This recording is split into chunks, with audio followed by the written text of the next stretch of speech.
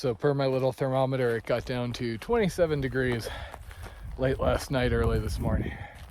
Though without wind. The ambient isn't that bad now that I've got all my cold gear together. Today is the Collegiate exposed long 16-mile section, which hopefully I can get through because my mileage has been pretty bad lately. And it's hard to tell whether it's COVID related or if it's just all the gain I'm doing. I'm still blaming COVID though. With the clothing layers I'm currently loaded down with, I'm pretty good. It'd have to get pretty damn cold to overwhelm the layers I got. Really the only danger is, freezing rain type conditions where everything's wet, but it's right above freezing. Because there, once the layers kind of get inundated, that can cause thermal issues. If it just snows for an extended period, that actually isn't that bad. First thing I'll have trouble with will actually be my feet. I do have some bread bags with me in case I need to bag them, but I'm very reluctant to go to any sort of a heavier boot. Obviously, I don't want to go on with my full-on mountaineering boots because I can't do miles in those, and they only work well when you're actually in snow. If you go on dirt, they can be a little problematic. And any of the medium weight ones, I could switch back to those Keen Targies, but those cause other issues. So my sincere hope is I can avoid deep snow and just keep on with my light hikers and the occasional barrier method. I did some napkin math during one of my breaks, and I probably have maybe 12, 13 days left of Colorado, assuming I'm only able to keep making the 18-ish mile days, and assuming no major setbacks, need for zeros, etc.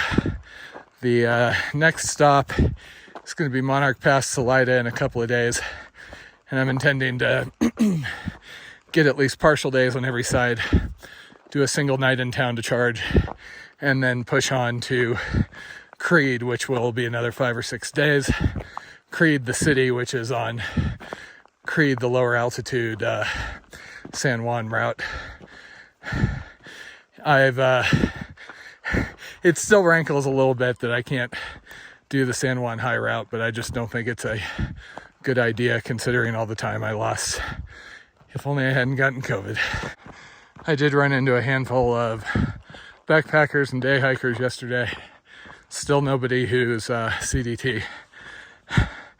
Probably, based on the gut hook comments, everybody's 100 to 200 miles south of me as far as where the bubble is. Some of them just on the southern end of the San Juans at this point. I did see some conversations further south between some folks whose history I know. And there's folks who were absolute, badasses on the AT PCT, where the trail's relatively gentle and straightforward. And the mountains out here have shook them up a little bit. Because again, your bailouts aren't near as close out here, and the terrain can be a lot more rugged, not to mention the weather. Now, obviously, a lot of those rough parts can be mitigated out here. If you don't like those rough hills in Idaho, I really think more than half the people out here have not actually done the Idaho border. And same with this section around Silverthorne, where I was dealing with snow and those high passes. You can either walk on the side of the highway, or there was even a bike path to get between Silverthorne and Copper. That is why it is difficult to kind of quantify difficulty between the trails. Because even two people that did the trail on the same year, same time, can have vastly different effort levels. Not to mention people have different skill sets, but are you hiking the trail and carrying all your stuff? Or I met some people last year that had vehicles, and so they were just doing a series of day hikes vehicle to vehicle, and then they'd set up and do the next one. So carrying almost nothing and sleeping in their car in hotels all the time. That is a lot easier than the AT Taters and I did. And if you start adding up alts and everything, people like to quote, oh, the CDT is 3,100 miles. I'm not going to get to 3,100 miles. It'll probably be 29, 28 or something like that. The people who are doing, you know, Butte, Super Butte / Big Sky and Anaconda and like cutting everything possible, this trail is around the same length as the AT. And a lot of those shortcuts are just going to be road walks. And yes, road walks are not the most pleasant, but they're easy. When I'm walking on relatively flat pavement, you know, 3 miles an hour is pretty steady versus on trail, you know, you often get slowed down. And this is the first pass of the day. So if my pack looks even more askew than usual, reason is since probably somewhere in the basin, I've had this weird pain kind of around my left shoulder blade. Normally bothers me when I'm carrying the pack, and even the 10 days off due to COVID wasn't enough to rehab it. So I've been shifting things around, and like right now, all the weight is basically on my right shoulder and the back is kind of flopping around. Since I've started doing long hikes, I've had to adjust my pack around and wear it a lot of funny ways for hours at a time just to keep from, you know, rubbing a hole in my skin right around my, you know, normal hips. But this has been a bummer. It's a pretty persistent pain, and there's not a lot I can do about it. And I have religious objections to popping large amounts of painkillers on something like this. If I can't stand it, it's probably serious enough where I need to do something. Of course, the problem with persistent pain is it tends to make the days drag out a lot longer. I was just thinking about, you know, early Montana with taters after we got out of the national park. Before the shoe issues around mile 500, you know, we were just cruising. The days were long, they passed quickly. Yeah, we were working. I mean, it was a lot of suffering going over the logs, climbing up stuff and things, but that sort of thing just kind of, you can go into a Zen mode, hiker Zen. So ironically, I'm now doing closer to 10-hour days, but they feel so much longer between the shoulder pain and weakness. Taters used to have a thing where she didn't get why people would still be out here if they were hurting or, well, if they were in pain or just not having fun. I think I finally got it through to her because, you know, there's a lot that goes into being out here, a lot you give up, just as far as, you know, time with friends and family, money, comfortable life situations. And, you know, you put a lot into it. I've put over 100 days already out here and gone through a lot of good times and a lot of very bad times. And to me, if I bail just because I'm in pain or I'm not having fun, A, that kind of invalidates all the previous suffering. And B, you know, assuming I make the monument, that is a big goal to me. And I am super proud of having done the PCT and the ECT and having made it all the way. And it was worth whatever rough spots I had along the way.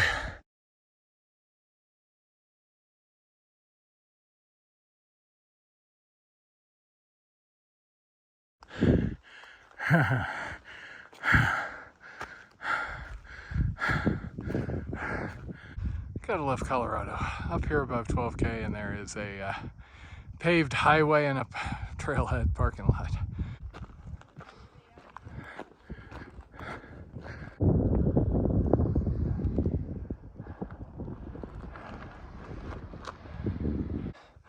Well, damn it.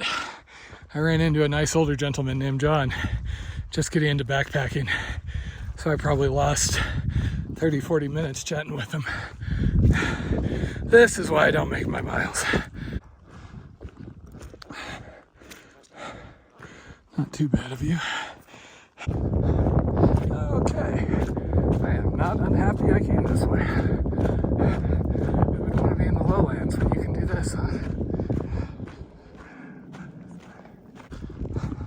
So from the elevation profile and far out, looks like this traverse is going to have 4 more peaks to go over. Fortunately, the crowds are thinning out because I have a hard time not talking to people, apparently.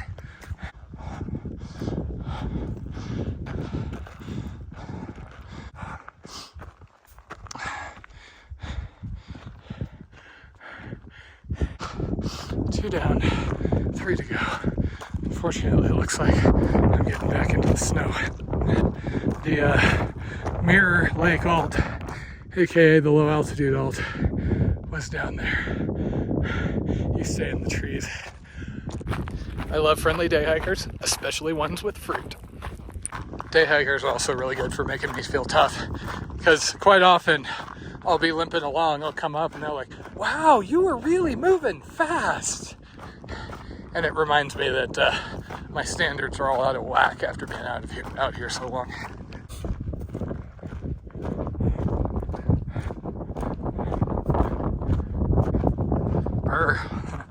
Finally got reception, but can't spend very long just sitting around or else it gets cold.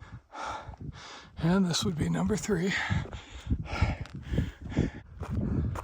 3 down, 2 more to go. So I was just walking along, and then I happened to look down and look closer and realize I got a friend watching me. Actually, 2 friends. I think it's a mother and a baby. Sometimes I really wonder about certain bits of trail maintenance. This is pretty far up there. Seems a little silly to make a bridge. I mean, it's nice and all.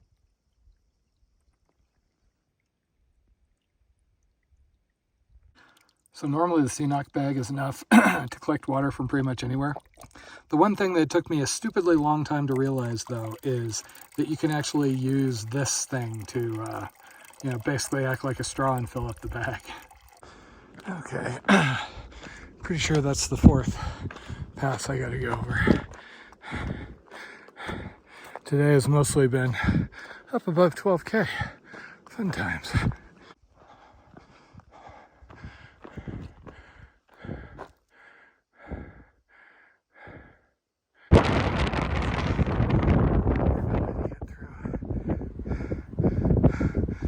I'm guessing that's where I'm going.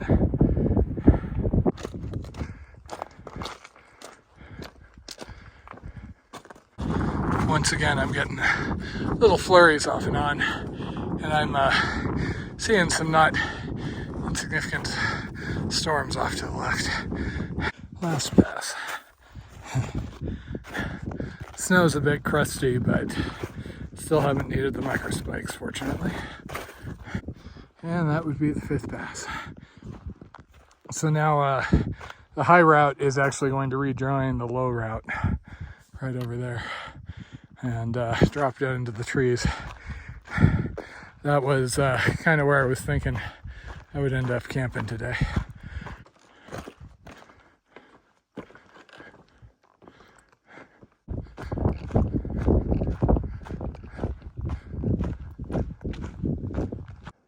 So the lower route comes in on this road and rejoins the red line. I'm basically going to fill up on water and try and find a campsite away from the road. I still have a little bit of daylight, but I'm kind of beat. I feel like I did a good amount of work today. Well, that doesn't suck. Up and go plus snow. Okay, far end of the loop, and like I said, I don't particularly feel like climbing up back to 12K tonight, so I'm going to call this home sweet home for the night.